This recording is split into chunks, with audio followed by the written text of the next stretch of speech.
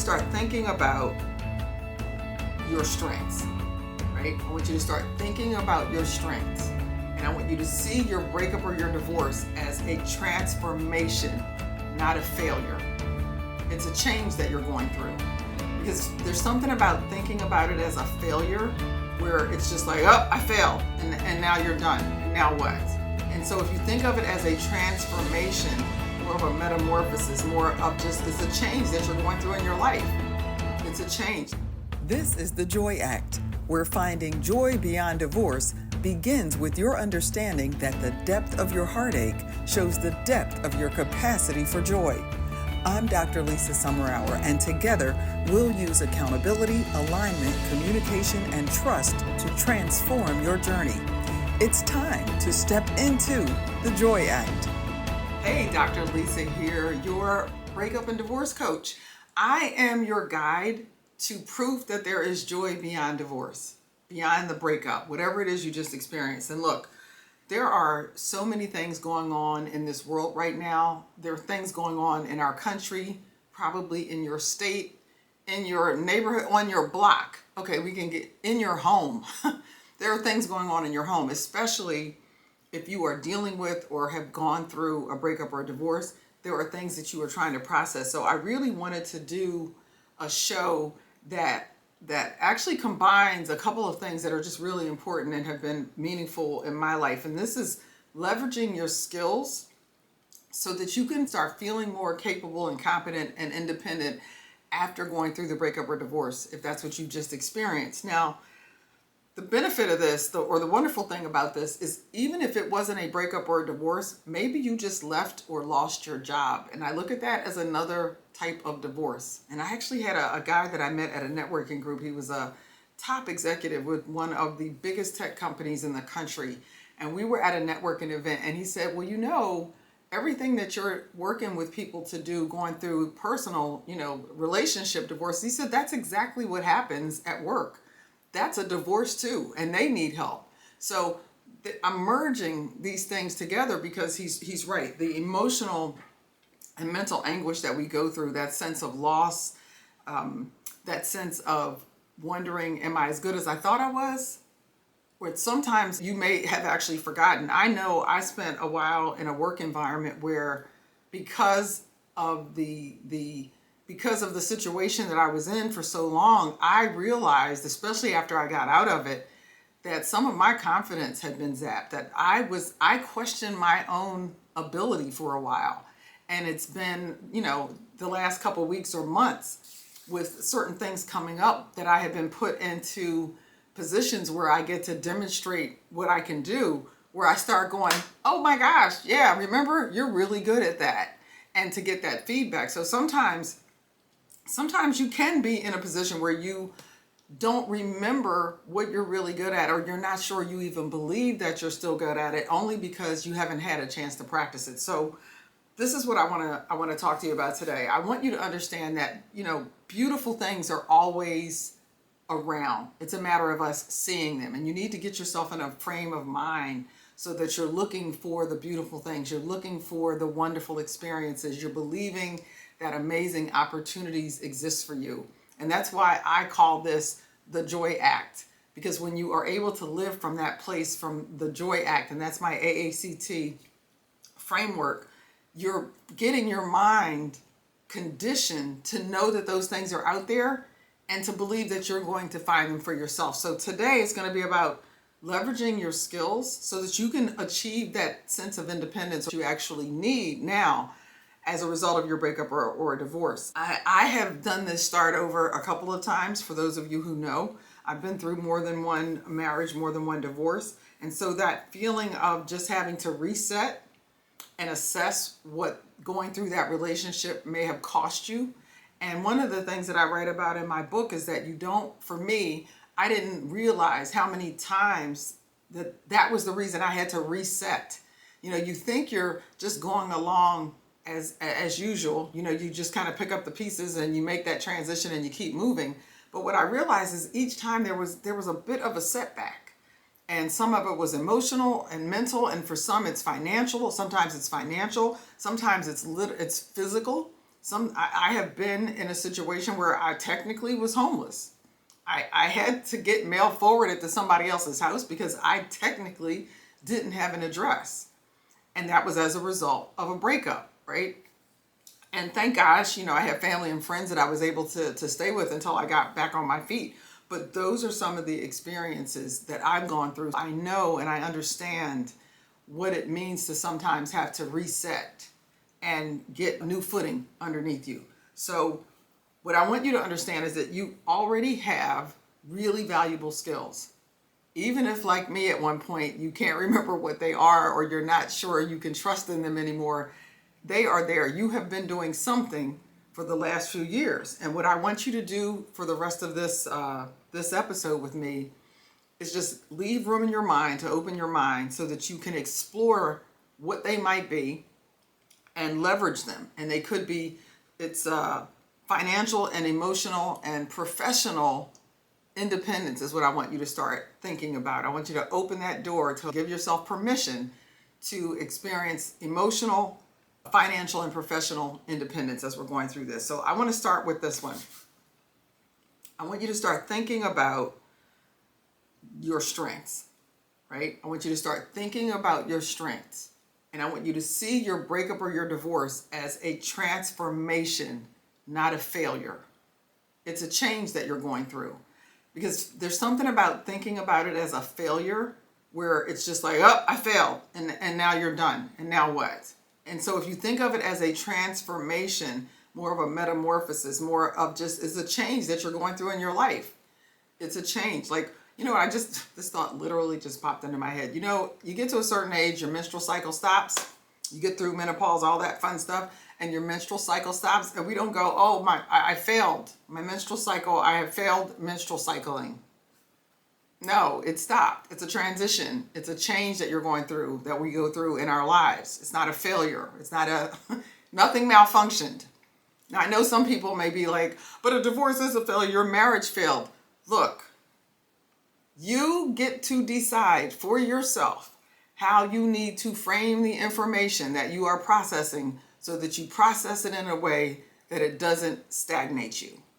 Because it's going to be probably difficult enough as it is. So if you using transformation language instead of failure language is what works for you, don't let anybody take that away from you, and don't let anybody get in your head and make you and force you to have to think about it the way they're thinking about it. When they go through their divorce, they can frame it however they want. Okay? We're going to use transformation today. So I want you to take inventory of your skills. And this could be really interesting. So you do need to have a pen and a piece of paper. If you don't have one right now, pause this, go get it, and come back. So just pause it. When you come back, I'll be here. Okay. You unpaused me. You're back now. Okay. What are you naturally good at? What are some of the things you can remember getting complimented about, or things that you just know you're good at? And good for you if you actually know for yourself and you don't even need to think about people telling you. That's just icing on the cake. Are you a good communicator? Do you have a knack for problem solving? Are you an organizer? Are you just one of those people who can walk in a room and decide or determine where things could go for the room to be more efficient? And maybe you have a specialty. Maybe you have a skill of organizing a kitchen. Like, you can walk into a kitchen and know where everything needs to go so that everybody operating and using that kitchen can do it more efficiently. I want you to really think about what are some of the things that you're good at. And the way you would have known them is you've been doing them in some capacity. So maybe you have been working. I'm not assuming that everybody listening to this was a stay-at-home person. So this is for you if you've been working in corporate, private sector, not-for-profit, if you've been doing volunteer work for decades, if you've been a stay-at-home parent. It doesn't matter. I want you to think about the things that you have done and what you've learned, whether it was through work, paid or not, whether it was hobbies or just personal experiences that you've had. I want you to list these things. And we're going to start thinking about transferable skills. So from parenting or past jobs or managing a household, okay? Because managing a home, there are so many skills that you learn and that you have picked up and that you have probably perfected by managing a home that just writing down all of those details, you could probably do a pretty good job managing a small office if you've been managing a home. Okay, so once you do that, I want you to list 5 to 10 skills. 5, this is why you need that pen and a piece of paper. And write them down. Get a pen and a piece of paper. Let's go old school. Get a pen and a piece of paper, and I want you to write down 5 to 10 skills that you've identified from whatever you've been doing the last 10, 15, 20 years, however many years it's been. Right? Okay, so you got your 5 to 10 skills, and I want you to circle or underline or put check marks next to the 3 that excite you the most. Which 3 things on that list of 5 to 10 excite you the most? Don't think about how much money you could make, or don't think about the fact that, oh, they may not make me any money, so it doesn't make sense to check them. No, this is all about which one of them, when you look at, you're like, oh man, I would love to just do nothing but this thing.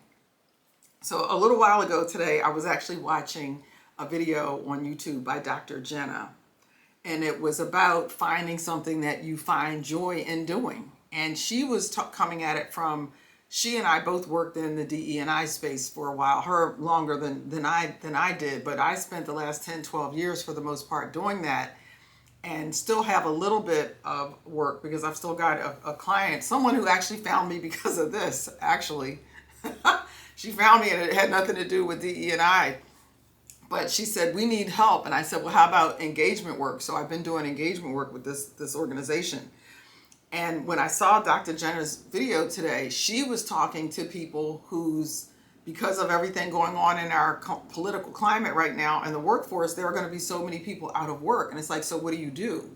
And yeah, you're going to mourn the loss of the job that you had or the career that you had if you lose it. And her thing was, okay, let's start thinking about, what else do you enjoy doing? And what do you enjoy doing for you? Like, it's great if you can get to that place where the things that you're passionate about benefit and bless other people. That's an ideal situation. But sometimes self-preservation is your job. Self-preservation is your job. You figuring out how you're going to maintain your independence or reclaim your independence. You have to take one job at a time, and right now that's the job. So I just love the fact that Dr. Jenner was having this similar conversation for people coming from a different space. And again, like I said at the top, it's still a divorce. So some of you are being divorced from jobs or careers that you've had for a while, and some of you that might be listening are being divorced or have been divorced from a marriage, from a intimate relationship. But you're at the same place right now where this could still benefit you, for you to identify those 5 to 10 things, those skills that you have, and then check off the 3 that you just get dreamy-eyed excited about.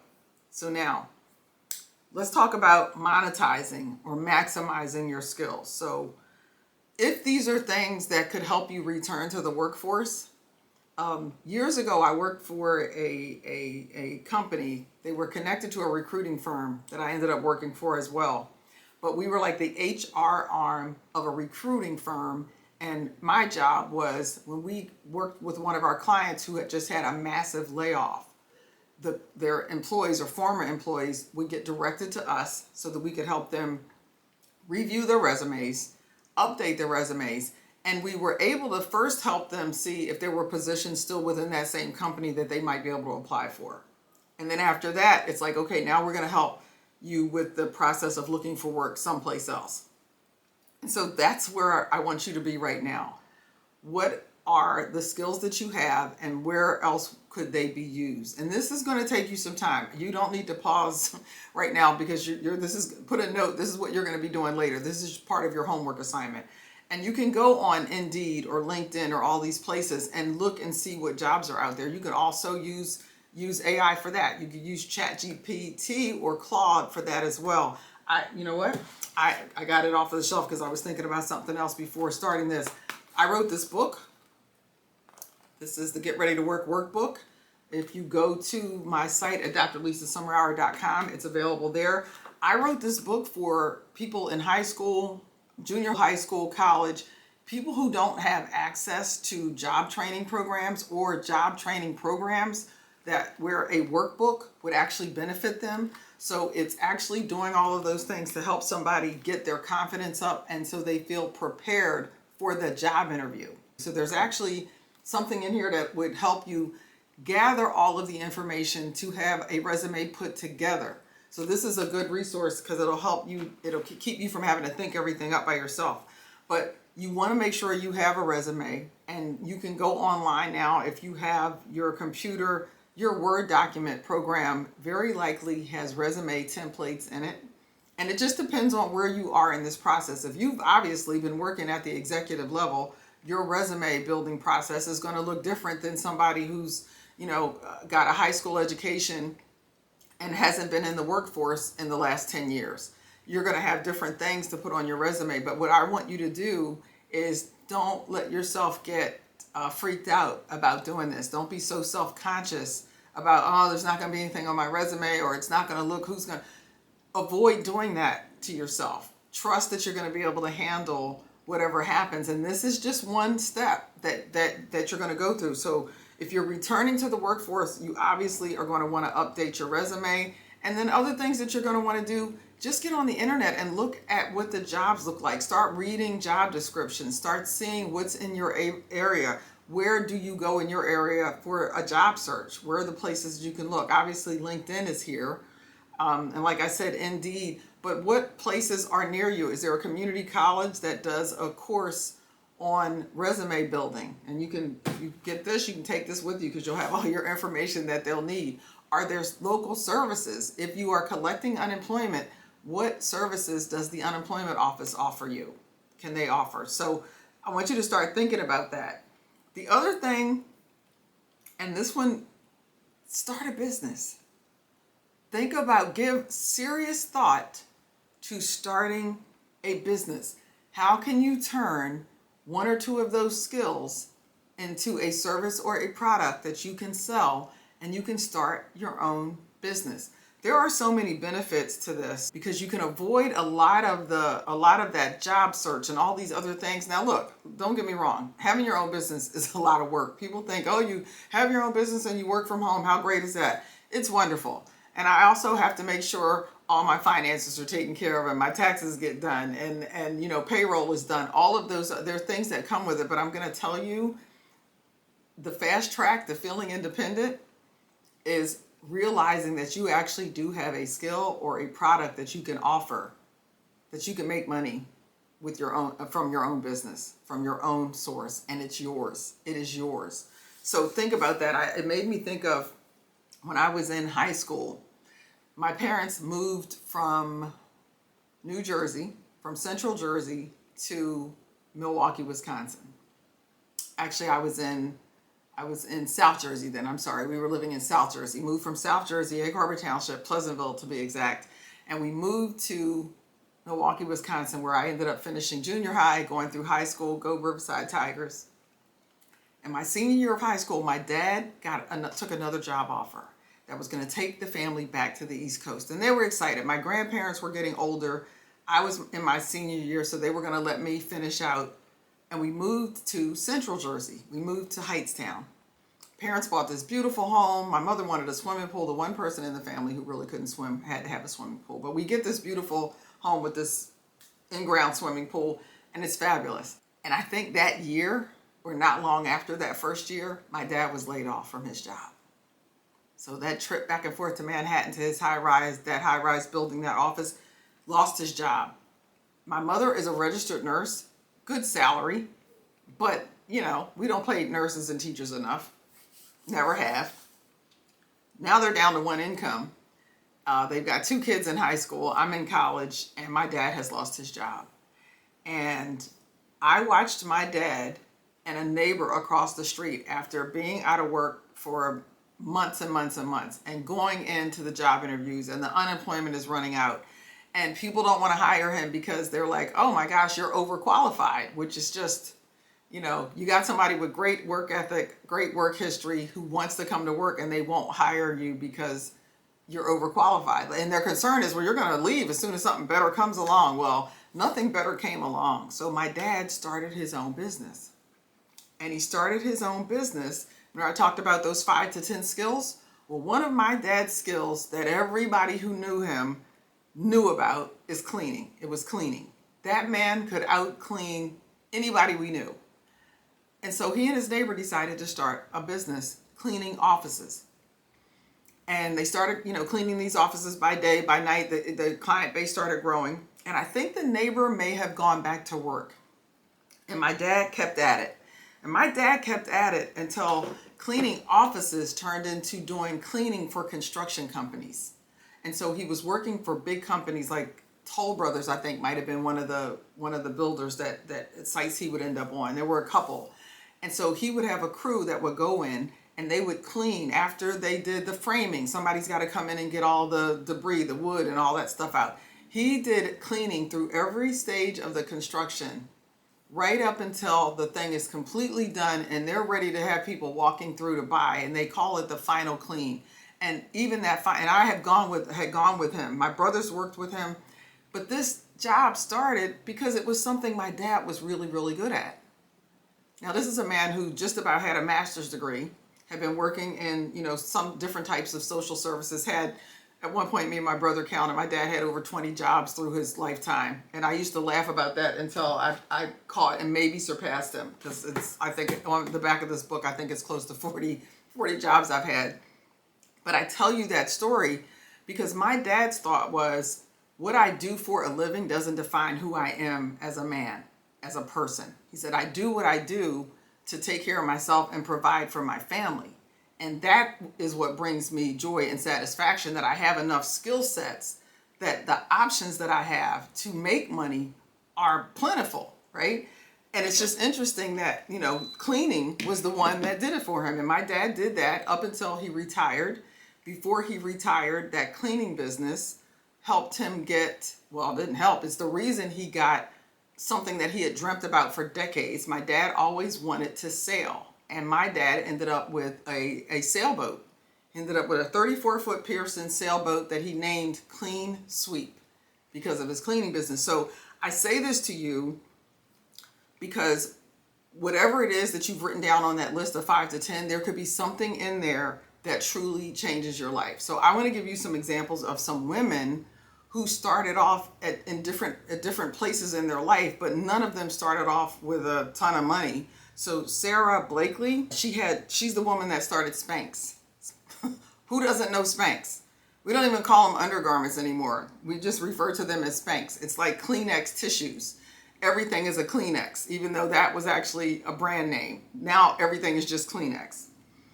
Sarah Blakely started off with about $5,000, and the idea came to her, and many of us have probably done this.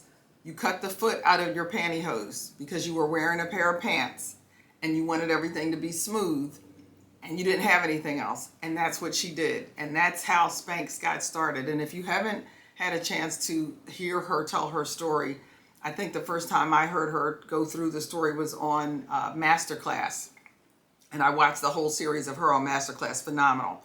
But what she proves to us is that you don't have to have a business background or a business degree or know really anything about business or have any investors to start a business, right? So that's one. Sophia Amoruso, I have a hard time with her name. She started a company called Nasty Gal, and it was her love of vintage clothing.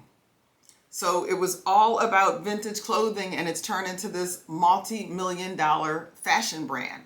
So this was just something she was passionate about. She was passionate about vintage clothing. That's what she loved. That was her thing.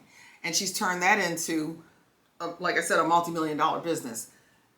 Carol's daughter. If you've heard of Carol's, or if you're a black woman, you've probably heard of it. You might have something in your bathroom right now. That was Lisa Price's baby. And Lisa Price started this. It was a business started in her kitchen in her place in Brooklyn. You've built a successful career, checked all the right boxes, but after divorce, why does it feel like everything is falling apart? Searching for answers online at 2 a.m., it will not bring you peace. Neither will pretending you're fine when inside you're anything but. I remember those feelings, the exhaustion, the anxiety, and the frustration from feeling stuck. It seemed like No matter what I did, I could not figure out a way to move past the pain. If you are dealing with a divorce while you're also managing your career, I've been there.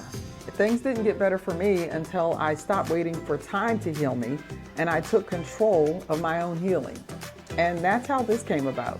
That's why I designed the 4 essential steps to creating joy after a difficult divorce. It's a masterclass for accomplished women just like you who are ready to move forward. It's time to break the cycle. Imagine waking up feeling lighter, knowing exactly what to do next, and rediscovering your joy, not just surviving, but thriving.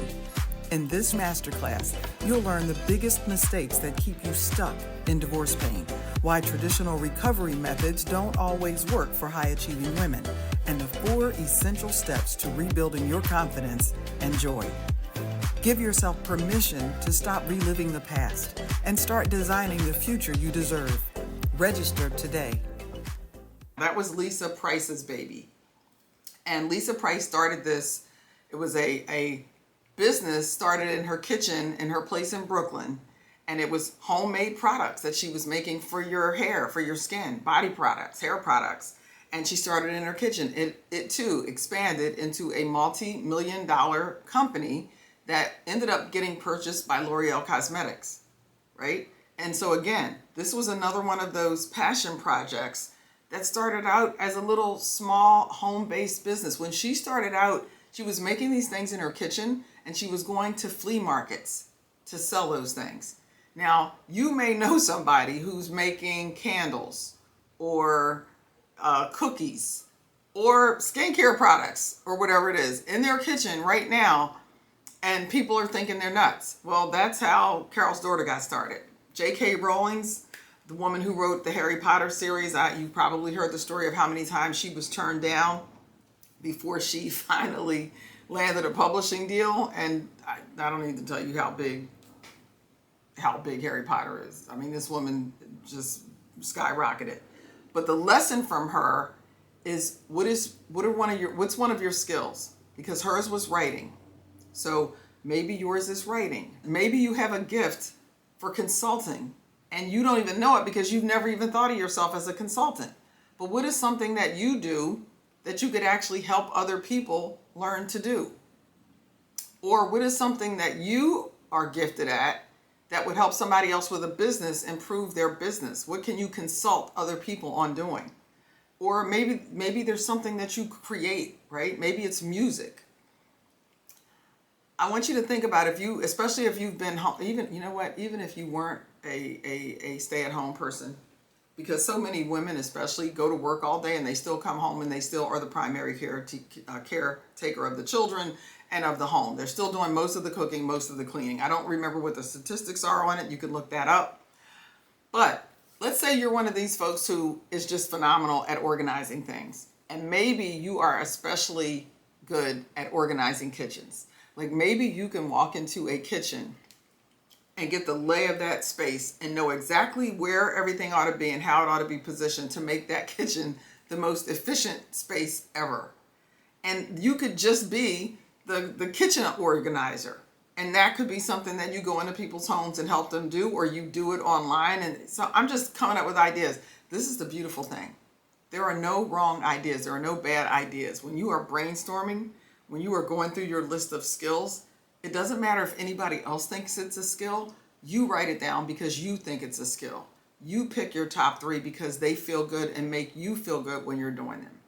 And then you start brainstorming on, okay, how can I monetize this? How can I charge somebody for this product or service? Or how can I charge somebody for showing them how to do this with what are you with me? Okay.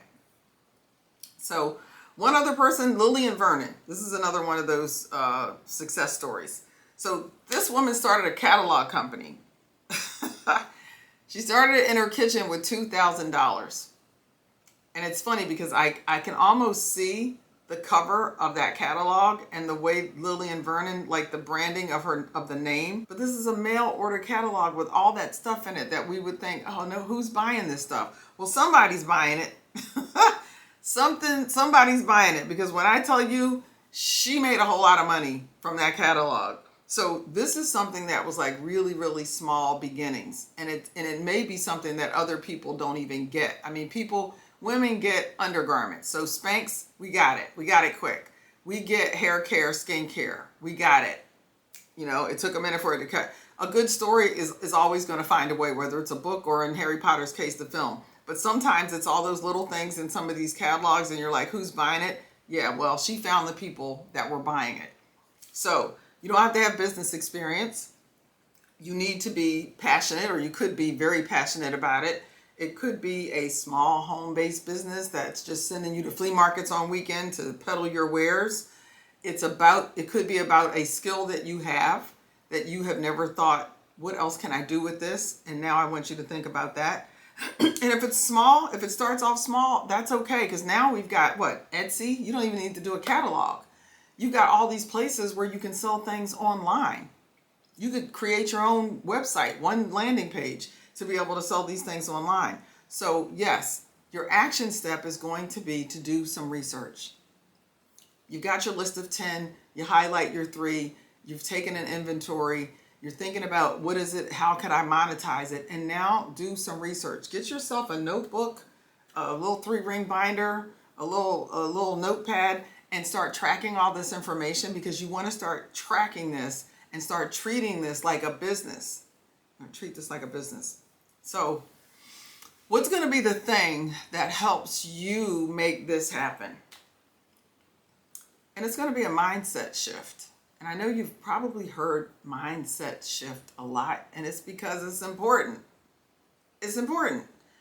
What you think is really important. And sometimes it's the thoughts that are going through your head that are just going to take you out of the game. Even if you haven't gotten to the point of thinking it's 100% possible, that would be great.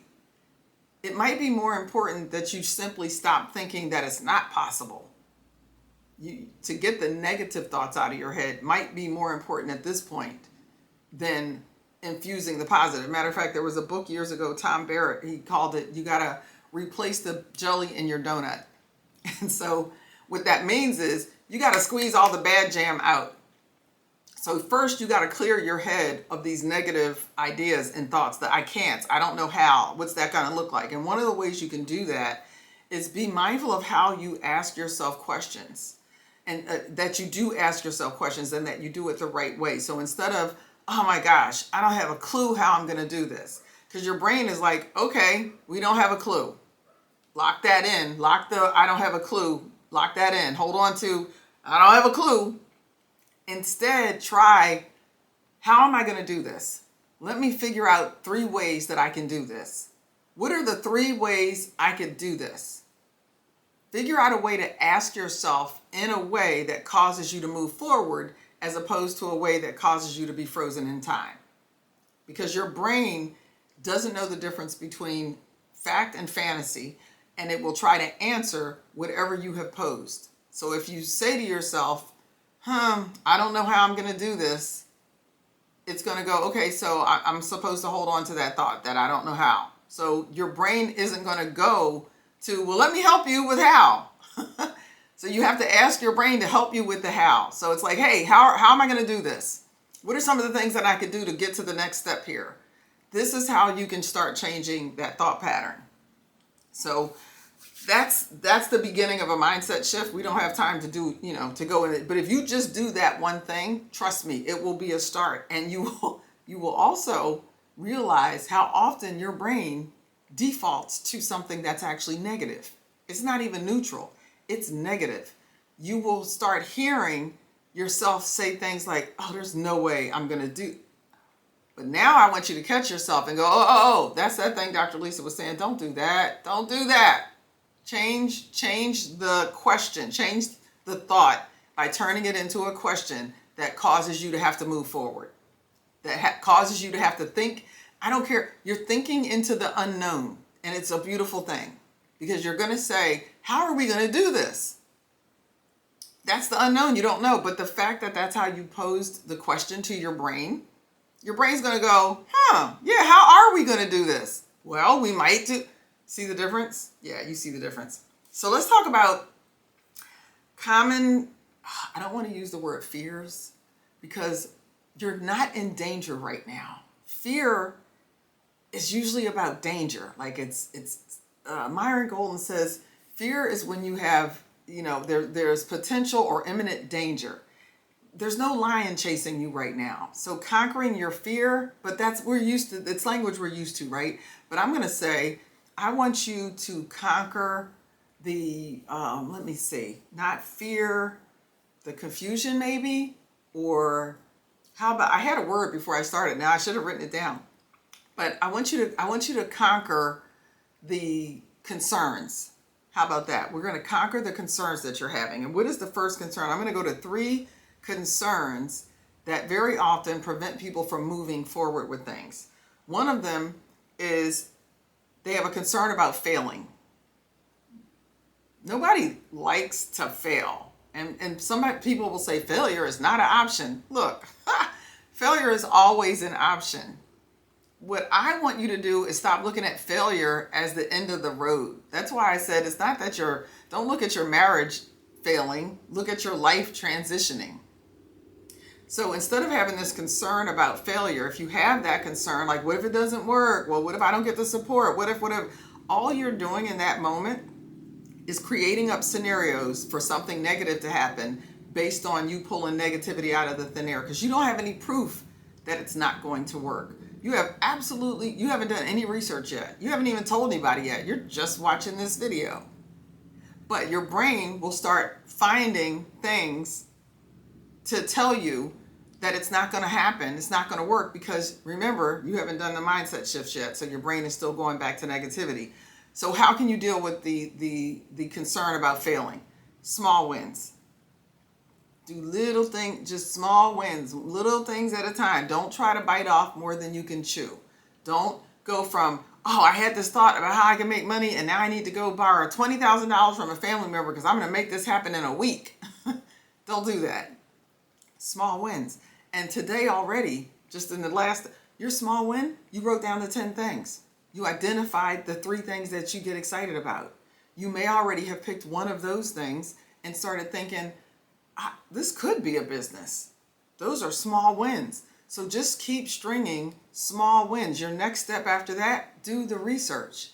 And there's no limit to how long it may take you to do this research because you're just getting started. So really start doing the research. Is anybody else out here doing it?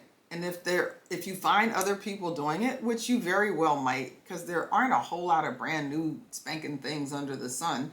But if you find that somebody else is doing it, I want you to get excited about that as opposed to go, oh man, somebody's already doing it. It's okay. If somebody else is doing it, that means there might be a path that you can follow to do it yourself. And yours is going to be slightly different because it's coming from you. You don't have to imitate 100%. But the fact that it's been done before means there's a pathway, right? So let's not look at this as competition. Look at this as confidence building proof that this idea you had is actually doable, all right? So one of the concerns is failing.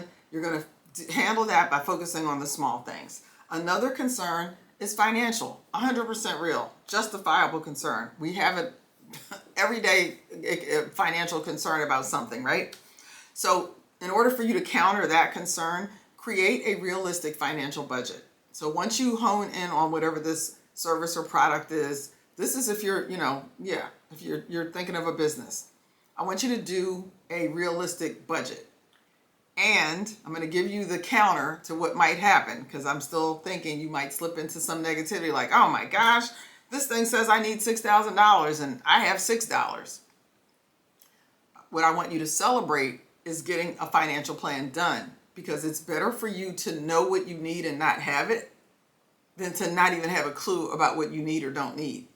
Because at least now that you know what you can ask for. You know what you could save for. You know what it's going to require. And you know if there is maybe a way that you need to tweak something so that, okay, maybe if I just start smaller, I won't need that much. I can redo this budget. And now I only need half of what I thought I needed for this budget. The problems I think come in when people get so frustrated because you just start thinking in the negative, you start thinking negatively, and you get so frustrated that you just stop the process altogether because you just give up. So avoid allowing any step in the process to be the thing that takes you out of this game, because this is the game of life. You don't want to take yourself out. You don't want to do that. You don't. So we've got a concern about failing, concern about finances. Third one, self-doubt. And this is that's the big ticket item. It's self-doubt. So a couple of things you can do. What I've been talking to you about. Ask yourself questions that move you into the future, even if the future feels unknown. That's the direction you want to go. You don't want to stagnate, right? Surround yourself with a support team. Do you have a support team? And the other side of that might be stop talking to people who you know are not supportive. Stop talking to people you know are not supportive. Just stop giving them information. Stop giving them fodder to ruin your future. I had another F word in mind, but I didn't want to say it. But boy, the iteration would have been great. Stop giving people fodder to freak up your future. Because you already know who some of those people are. And something in you wants to go share happy stuff with them to prove that you're doing something good. And stop. And if you just came out of a relationship that was toxic or dysfunctional, it may have been the person that you've been spending time with for the last umpteen years of your life who never had anything positive to say about what you were endeavoring to do. Or even just something you talked about over a meal, they shot it down. And so for folks like that, they are not part of your support team. There may be other family members or friends who are still in your life to some degree, but they are not the people that you're going to expect to support you in a new endeavor. So I want you to think about, this could be another list that you write, and you don't need many. If you come up with one, that's great. If you have three, be sure they're three solid people, and that way you can rotate on what you share.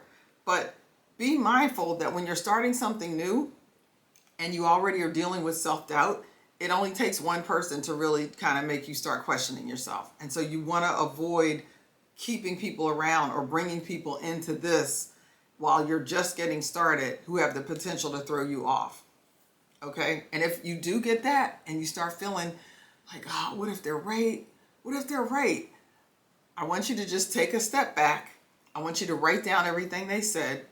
And then I want you to go, what proof do I have that they know what they're talking about? Have they done, not something else, but have they done the very thing that you're thinking about? Do they even have your skill? If you decided you're going to start a cleaning business and you went to one of your friends and they said, oh, I don't know how that's going to work. Nobody's going to pay. You know, there's like cleaning shows on Netflix they could watch. And why would anybody pay you to come over and clean their house or organize their kitchen? And you remember, wait a minute, this person's house is always a mess and they don't even cook. That should be enough for you to go, oh, good for them. You know what? These are their concerns coming to light. These are the things that they would use to stop themselves from doing something different. But I'm not going to use their dysfunctional thought process to stop what I'm trying to do for myself. Sometimes we just need to challenge the information so that we can watch it just float off into the ether. Okay? So your action step for this mindset shift is to create short-term goals, right? So again, you did the list of 5 to 10, the 3 things that you like. Check off the one you're going to start with. How might you monetize this? What would the next step be? You need to research. These are all short steps. If this is going to be you looking for a job, the short step might be, okay, I'm going to get the information together that I need to do my resume, as opposed to freaking yourself out because you don't know how to do a resume or you don't know how to update yours. And it's technical stuff now and you're not as good on a computer. Don't do that. Do the step that you can do. Gather all the information. If you already have a resume, what needs to be updated? So you can use handbook or do it just a piece of paper, type it up. What things need to be updated on your resume? And then you can put next step would be find a professional or a community service or somebody who can help me or take this and update my resume and give me a resume. A small step might be creating a LinkedIn profile if you don't have one, or updating your LinkedIn profile. Maybe you have one and you're hardly ever on there. Maybe you need to update your picture. Perhaps it's time for you to go on and join a couple of groups, maybe 3 to 5. Challenge yourself to find groups that are relevant to the work that you do and get on there and start seeing what people are. You just need to start taking in information. It's data collection, and it's one step at a time. If you're thinking about a business, you can research what's going on in that field.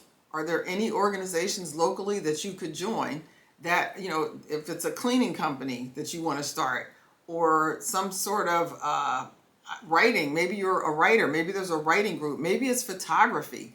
Maybe you want to start doing photography. You can find a local photography club that you can start going. Most of them are free. You may have to pay a couple of bucks because they meet in the room at a junior college that they need to rent, something like that. But keep the focus and the action step is for you to take small steps. Take small steps. So, wow, resources and support. So, family and friends, I just went through that. Professional groups. Oh my gosh, how could I forget this? Everything that I just talked about, there's probably a group on social media somewhere. There's probably a group for everything I just talked about already existing. It could be in meetups or meetings. It could be on your Facebook, any of these areas, any of these apps. You can go on there and probably find a group. And that's where you can start while you're gathering information to see what you need to do to start a business or get back out in the workforce looking for work. Go on there and see if there are any groups that you could join where you could get the support that you're going to need and probably get more information, right? So let's talk about your takeaways today. Takeaways are, you're going through a major transition in life. Matter of fact, divorce is the second most stressful experience that a person goes through behind the loss of the death of a loved one. I have to go back and look and see where losing your job might rank, because for a lot of people right now, they're going through job transitions at the same time that they're going through this divorce transition. And so you got two major life experiences happening at once, and it is 100% understandable if this has shaken you a little bit and thrown you off and has you questioning a lot of things. The deal is, you are the one who's responsible for navigating your own life. And whether you feel like it or not, you have all of the skills that you need to navigate your life. It is your job. And nobody will ever be able to do it better than you. Nobody will ever be able to do this job better than you. And so you have to get to a place where you start trusting in that, and you can take these baby steps. Do the list, identify the 3 things, check off the main one, the first one that you're going to start with. Is it going to be applying for jobs, or are you going to work on starting something from home? And some of you might do both, because you may realize that this hobby that you've had could be generating income, but right now you also need to have a job so you have income generated, okay? So you create the pathway, you create the strategy or whatever that's going to work best for you. You can take in advice from other people, and at the end of the day, you're going to have to make the decision on what works. And look, it may work, and then you may need to tweak it. You might hit a dead road, or you may realize, okay, I've done all this research. This is not the best thing for me to do right now. Transition again. Trust yourself to be able to transition. You're designed for this. You are designed to live your life. That is the one thing that I'm 100% sure of. Nobody was designed to live your life better than you. So this is what I wish for you, that as challenging as your life experience might be right now, understand that this is what life is and this is what life does. These things are going to happen. They've happened to me. They've happened to hundreds of thousands of other people. You are not going through this experience alone, even if you don't know other people. And on that note, you know what? You can actually even look for a support group online for that as well. You can take a look at my program. I have a free masterclass. You can look up, actually, I'll put the link below this so that you can just click on those things, because that's another place where you can go and get support. And I just want you to believe that even if you're not feeling it right now, there are things out there beyond where you are that will make today feel like something you're glad you experienced. Your past is not what's going to define your future. You have the ability today to do things that change the course of what your tomorrow is going to look like. And you can do it right now with that pen and that piece of paper. So I want you to go and act in joy.